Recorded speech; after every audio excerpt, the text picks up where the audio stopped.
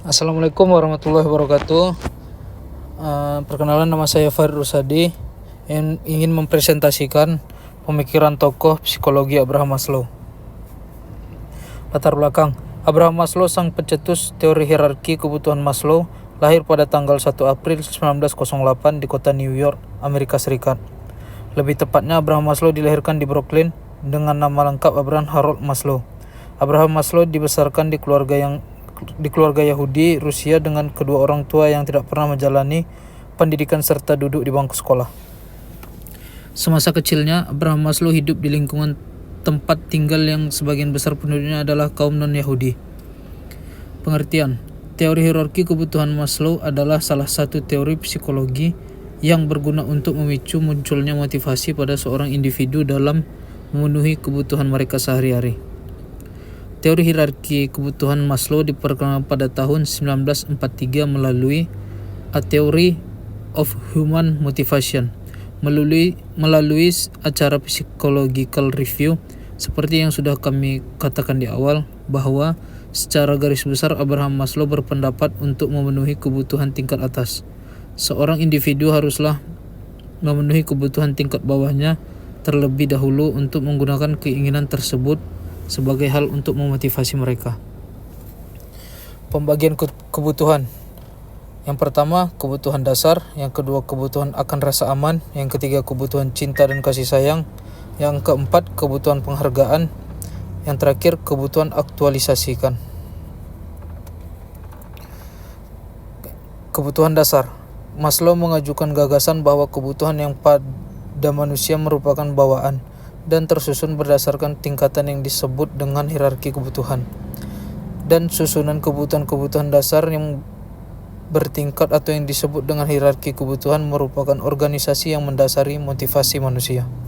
Yang pertama, kebutuhan dasar fisiologis. Kebutuhan fisiologis adalah kebutuhan yang paling mendasar dari setiap manusia, termasuk di alamnya adalah makanan, air, oksigen, mempertahankan suhu tubuh, dan lain sebagainya. Kebutuhan fisiologis merupakan kebutuhan yang paling dasar untuk mempertahankan hidup secara fisik.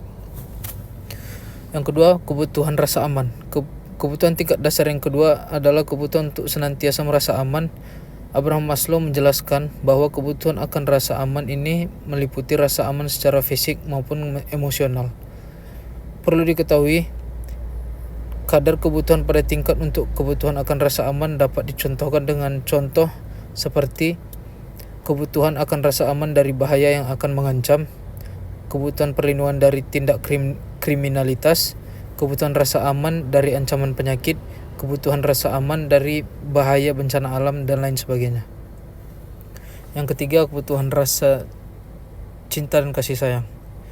Cinta itu berwujud seperti cinta yang tidak ada keinginan untuk memiliki, hanya mendukung orang tersebut untuk menjadi lebih baik, dan cinta yang dapat memberikan dampak positif untuk kedua belah pihak.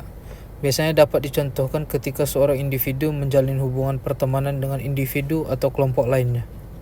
Selain itu, kebutuhan pada tingkat ketiga ini juga meliputi kebutuhan untuk dapat menjalin pertemanan dengan individu lain, membentuk keluarga, beradaptasi dengan lingkungan sekitar. Berikutnya, kebutuhan penghargaan.